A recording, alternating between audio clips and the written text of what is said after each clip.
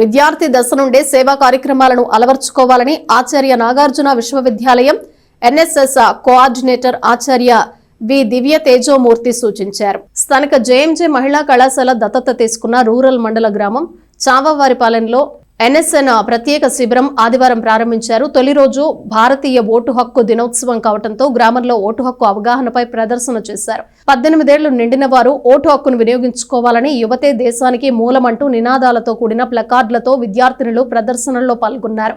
ఆచార్య నాగార్జున విశ్వవిద్యాలయం NSS coordinator ఆచార్య వి దివ్య తేజోమూర్తి శిబిరాన్ని సందర్శించారు. విద్యార్థినులు సేవా కార్యక్రమాలు చేయటం అలవర్చుకోవాలని సూచించారు. యువత దేశానికి శక్తి లాంటిదని చెబుతూ 2047 నాటికి దేశమంతా అభివృద్ధి చెందాలనేదే ప్రధానమంత్రి నరేంద్ర మోడీ కోరికగా చెప్పారు.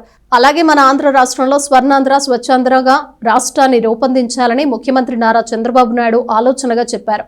పనిచేయటం ద్వారానే మనిషికి అభివృద్ధి అని అన్నారు.